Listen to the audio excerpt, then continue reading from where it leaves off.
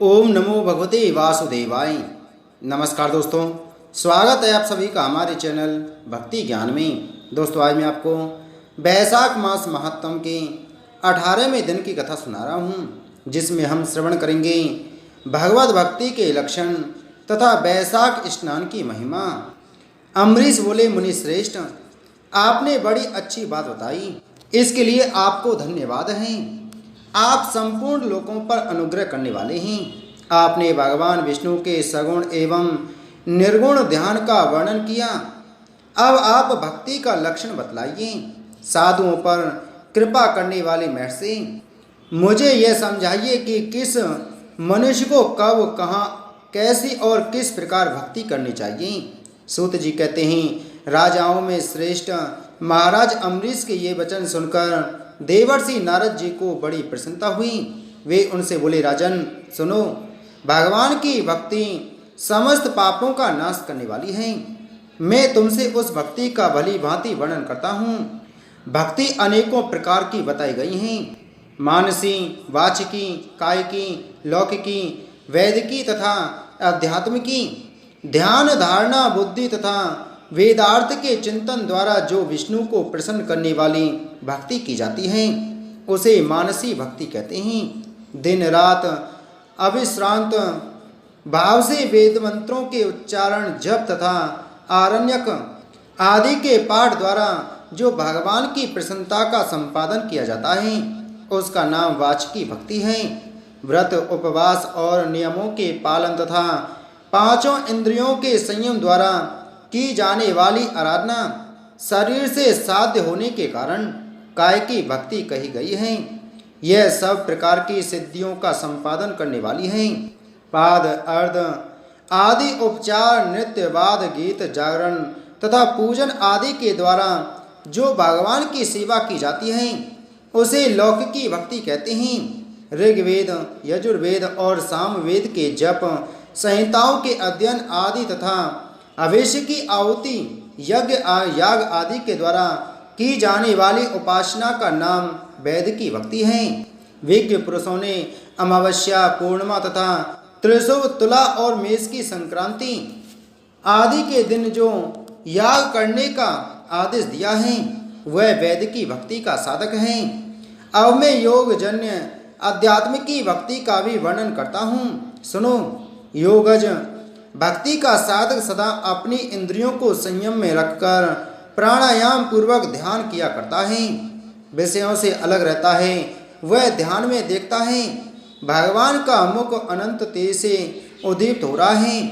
उनकी कटी के ऊपर भाग तक लटका हुआ यज्ञोपवीत शोभा पा रहा है। उनका शुक्ल वर्ण है, 4 भुजाएं हैं।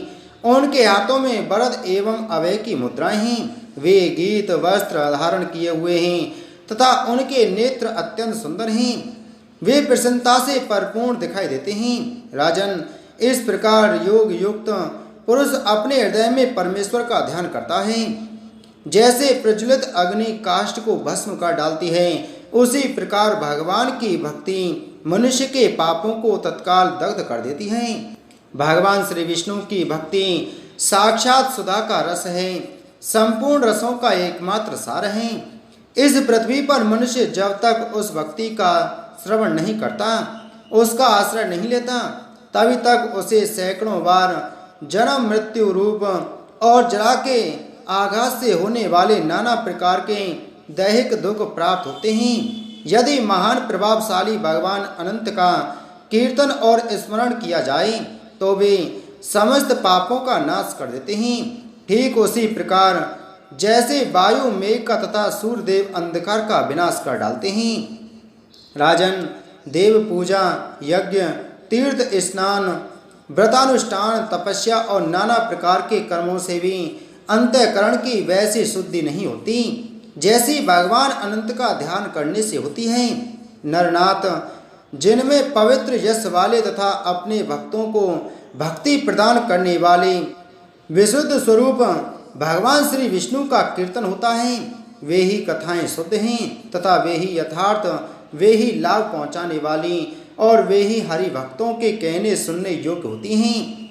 भूमंडल के राज्य का भार संभालने वाले धीर चित महाराज अमरीश तुम धन्य हो, क्योंकि तुम्हारा हृदय पुरुषोत्तम के ध्यान में एक तान हो रहा है तथा सौभाग्य लक्ष्मी से सुशोभित होने वाली तुम्हारी नैष्टिक बुद्धि श्री कृष्ण चंद्र की पुण्यमयी लीलाओं के श्रवण में प्रवृत्त हो रही है। भूपते, भक्तों को वरदान देने वाले अविनाशी भगवान श्री विष्णु की भक्ति पूर्वक आराधना किए बिना अहंकार वश अपने को ही बड़ा मानने वाले पुरुष का कल्याण कैसे होगा। भगवान माया के जन्मदाता हैं, उन पर माया का प्रभाव नहीं पड़ता। साधु पुरुष उन्हें भक्ति के द्वारा ही प्राप्त करते हैं, इस बात को तुम भी जानते हो। राजन, धर्म का कोई भी तत्व ऐसा नहीं है जो तुम्हें ज्ञात ना हो। फिर भी जिनके चरण ही तीर्थ हैं, उन भगवान की चर्चा का प्रसंग उठाकर जो तुम उनकी सरस कथा को मुझसे विस्तार के साथ पूछ रहे हो, उसमें यही कारण है कि तुम वैष्णवों का गौरव बढ़ाना चाहते हो, मुझे जैसे लोगों को आदर दे रहे हो। साधु संत जो एक दूसरे से मिलने पर अधिक श्रद्धा के साथ भगवान अनंत के कल्याणमय गुणों का कीर्तन और श्रवण करते हैं, इससे बढ़कर परम संतोष की बात तथा समुचित पुण्य मुझे और किसी कार्य में नहीं दिखाई देता। ब्राह्मण, गौ, सत्य, श्रद्धा, यज्ञ, तपस्या, श्रुति, स्मृति, दया, दीक्षा और संतोष, ये सब श्री हरि के स्वरूप हैं। सूर्य, चंद्रमा, वायु, पृथ्वी, जल, आकाश, दिशाएं, ब्रह्मा, विष्णु, रुद्र तथा संपूर्ण प्राणी उस परमेश्वर के ही स्वरूप हैं। इस चराचर जगत को उत्पन्न करने की शक्ति रखने वाले के विश्व रूप भगवान स्वयं ही ब्राह्मण के शरीर में प्रवेश करके सदा उन्हें खिलाया जाने वाला अन्न भोजन करते हैं। इसलिए जिनके चरण रेणु तीर्थ के समान हैं, भगवान अनंत ही जिनके आधार हैं, जो संपूर्ण प्राणियों के आत्मा तथा पुण्यमयी लक्ष्मी के सर्वस्व हैं, उन ब्राह्मणों का आदर पूर्वक पूजन करो। जो विद्वान ब्राह्मण को विष्णु बुद्धि से देखता है, वही सच्चा वैष्णव है तथा वही अपने धर्म में भली भांति स्थित माना जाता है। तुमने भक्ति के लक्षण सुनने के लिए प्रार्थना की थी, सो सब मैंने तुम्हें सुना दिया। अब गंगा स्नान करने के लिए जा रहा हूँ। यह वैशाख का महीना उपस्थित है, जो भगवान लक्ष्मीपति को अत्यंत प्रिय है। इसकी भी आज शुक्ला सप्तमी है। इसमें गंगा का स्नान अत्यंत दुर्लभ है। पूर्व काल में राजा जनहू ने वैशाख शुक्ला सप्तमी को क्रोध में आकर गंगा जी को पी लिया था और फिर अपने दाहिने कान के छिद्र से उन्हें बाहर निकाला था। अतः जनहू की कन्या होने के कारण गंगा को जानवी कहते हैं। इस तिथि को स्नान करके जो आकाश की मेखलाभूत गंगा देवी का उत्तम विधान के साथ पूजन करता है, वह मनुष्य धन्य एवं पुण्यात्मा है। जो वैशाख शुक्ला सप्तमी को विधि पूर्वक गंगा में देवताओं और पितरों का तर्पण करता है, उसे गंगा देवी कृपा दृष्टि से देखती हैं तथा वह स्नान के पश्चात सब पापों से मुक्त हो जाता है। वैशाख के समान कोई मास नहीं है तथा गंगा के सदस्य दूसरी कोई नदी नहीं है। इन दोनों का संयोग दुर्लभ है। भगवान की भक्ति से ही ऐसा संयोग प्राप्त होता है। गंगा जी का प्रादुर्भाव भगवान श्री विष्णु के चरणों से हुआ है। वे ब्रह्मलोक से आकर भगवान शंकर के जटाजूट में निवास करती हैं। गंगा समस्त दुखों का नाश करने वाली हैं। वे अपने 3 स्त्रोतों से निरंतर प्रवाहित होकर तीनों लोकों को पवित्र करती रहती हैं। उन्हें स्वर्ग पर चढ़ने के लिए सीढ़ी माना गया है। वे सदा आनंद देने वाली, नाना प्रकार के पापों को हरने वाली, संकट से तारने वाली, भक्तजनों के अंतःकरण में दिव्य प्रकाश फैलाने वाली, लीला से सुशोभित होने वाली, सागर के पुत्रों को मोक्ष प्रदान करने वाली, धर्म मार्ग में लगाने वाली तथा 3 मार्गों से प्रवाहित होने वाली हैं। गंगा देवी तीनों लोकों का श्रृंगार हैं।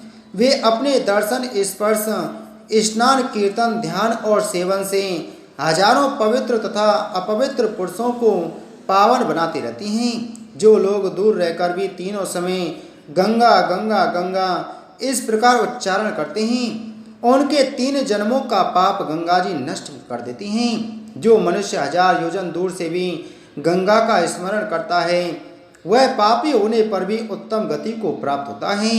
राजन, वैशाख शुक्ला सप्तमी को गंगा जी का दर्शन विशेष दुर्लभ है।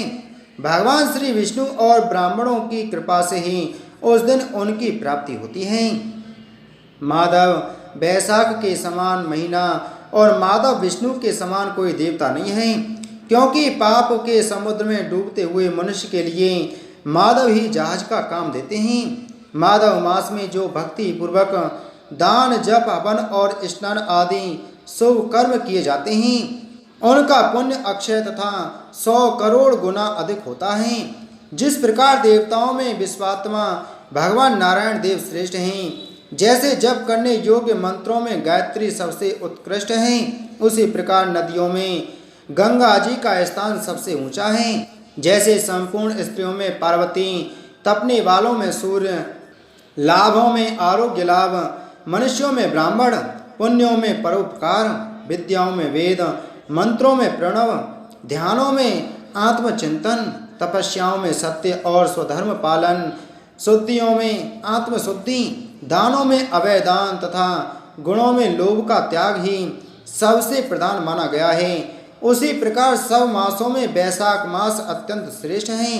पापों का अंत वैशाख मास में प्रातः स्नान करने से होता है। अंधकार का अंत सूर्य के उदय से तथा पुण्यों का अंत दूसरों की बुराई और चुगली करने से होता है। राजन, कार्तिक मास में जब सूर्य तुला राशि पर स्थित हो उस समय जो स्नान, दान आदि पुण्य कार्य किए जाता है उसका पुण्य परार्ध गुना अधिक होता है।